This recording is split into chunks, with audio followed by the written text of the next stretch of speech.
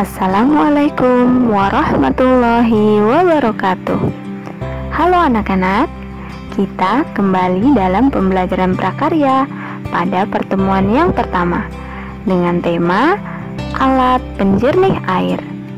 Nah, pada pertemuan kali ini kita bahas dahulu ya alat penjernih air dengan bahan alami.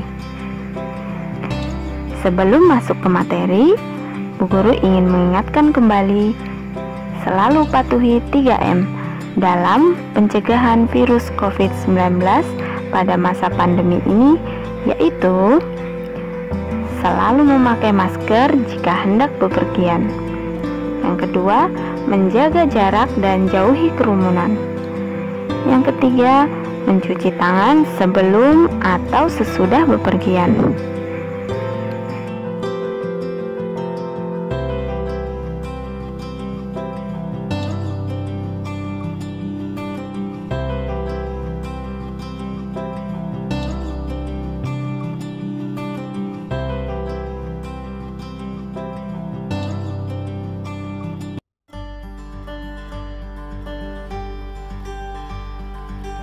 Seperti sudah kita ketahui, air merupakan sumber bagi kehidupan.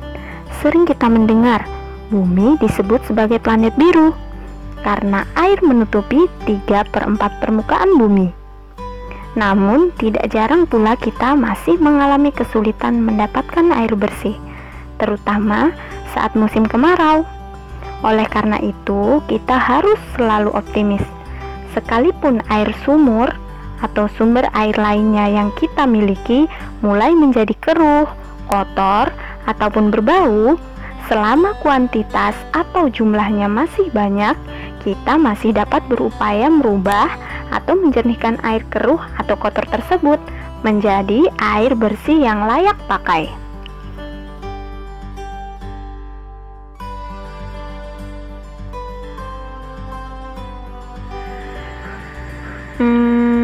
Gimana caranya ya supaya air yang tercemar itu bisa kita gunakan kembali?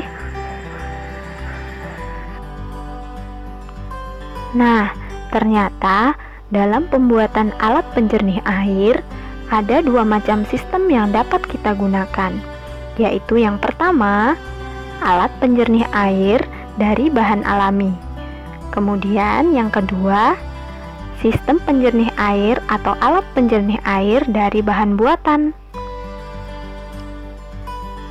Nah, pada pertemuan kita hari ini, kita akan membahas mengenai alat penjernih air dari bahan alami. Proses ini mempunyai tujuan-tujuan sebagai berikut. Yang pertama, yaitu untuk menghilangkan gas-gas terlarut. Kemudian yang kedua, untuk menghilangkan rasa yang tidak enak pada air. Yang ketiga, membasmi bakteri patogen yang sangat berbahaya. Dan yang keempat, untuk memperkecil sifat air yang menyebabkan terjadinya endapan pada pipa dan saluran air.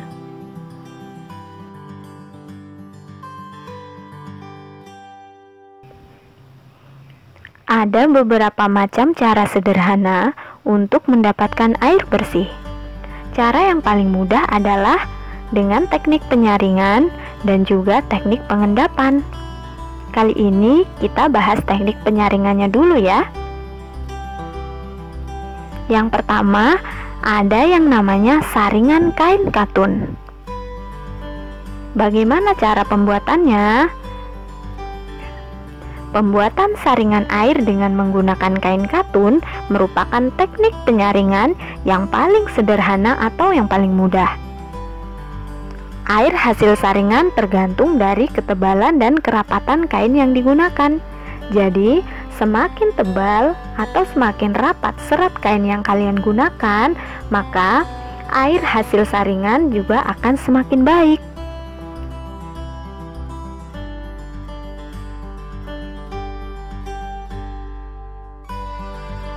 Untuk prosesnya, air kotor atau air yang ingin disaring dituangkan di atas kain katun.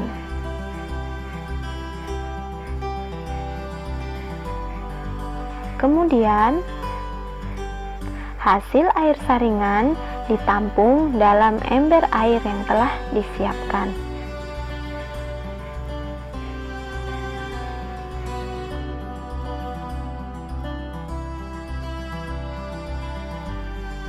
Kemudian yang kedua, saringan kapas. Nah, teknik saringan air ini dapat memberikan hasil yang lebih baik dari teknik sebelumnya. Seperti halnya penyaringan dengan kain katun, penyaringan dengan kapas juga dapat membersihkan air dari kotoran dan organisme kecil yang ada di dalam air keruh. Hasil saringannya juga tergantung pada ketebalan dan kerapatan kapas yang digunakan. Jadi sistem ini mirip-mirip ya dengan saringan kain katun, cuman bedanya bahan yang digunakan adalah kapas. Prosesnya, air kotor atau air yang ingin disaring dituangkan di atas saringan kapas. Hasil air saringan ditampung di dalam ember yang telah kita siapkan.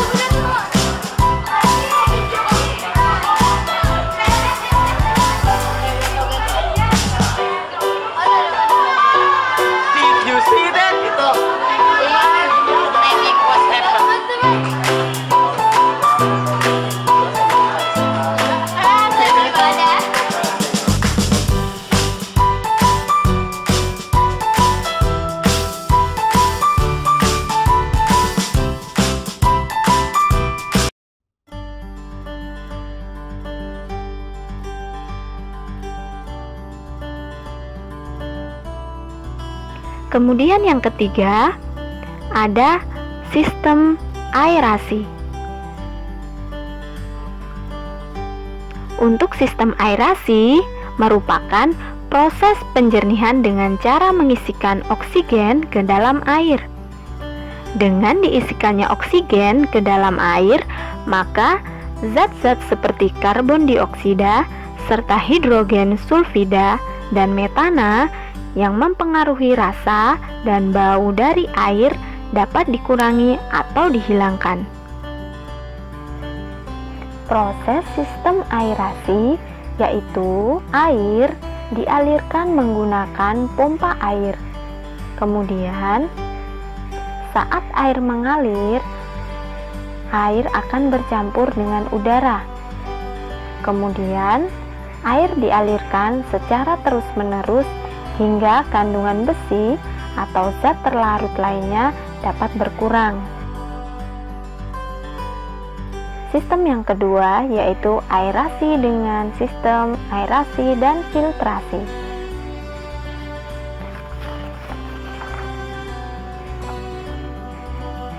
Air dimasukkan ke dalam bak, kemudian air tersebut diberikan udara melalui pompa aerator.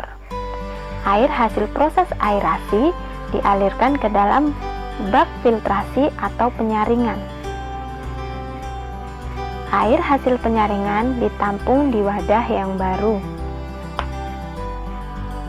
Selain itu, partikel mineral yang terlarut dalam air seperti besi dan mangan akan teroksidasi dan secara cepat akan membentuk lapisan endapan yang nantinya dapat dihilangkan melalui proses sedimentasi atau filtrasi. Prosesnya, air dimasukkan ke dalam bak aerasi dengan ditambahkan udara melalui pompa aerator. Kemudian air hasil proses aerasi dialirkan ke dalam bak endapan.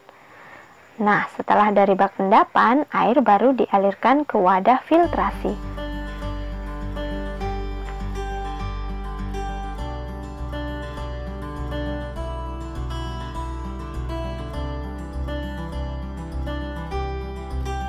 Di bagian permukaan air tersebut tampak seperti ada keraknya.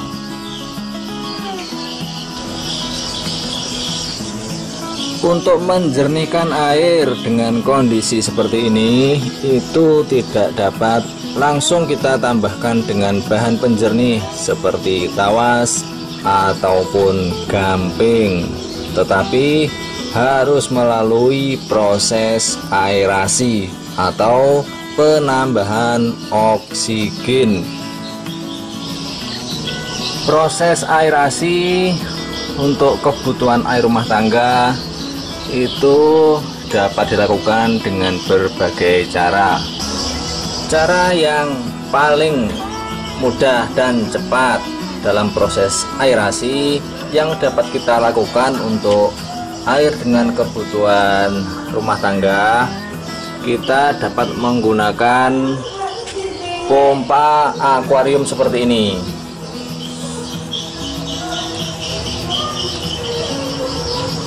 Oke, langsung saja kita praktekkan dengan menggunakan alat ini, yaitu pompa akuarium.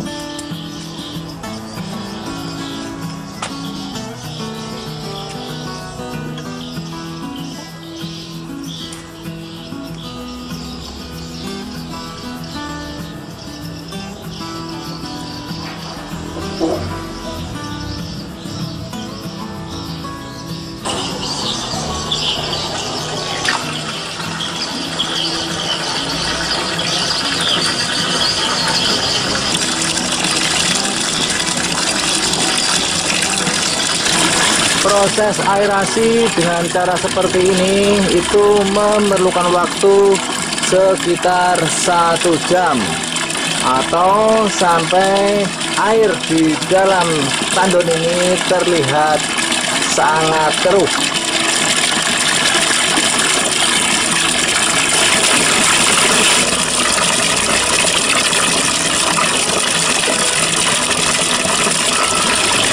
Oke, sahabat semua dimanapun berada, begitulah cara aerasi yang cukup mudah dan sederhana yang kita lakukan untuk kebutuhan air rumahan. Dan setelah melalui proses aerasi ini atau air terlihat tampak sangat keruh, baru kita tambahkan bahan penjernih seperti tawas, gamping, dan sebagainya. Sekian pembelajaran kita pada pertemuan kali ini.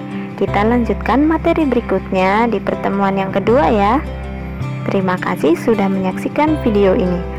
Mudah-mudahan materi yang disampaikan dapat dipahami dan bermanfaat untuk kita semua. Wassalamualaikum warahmatullahi wabarakatuh.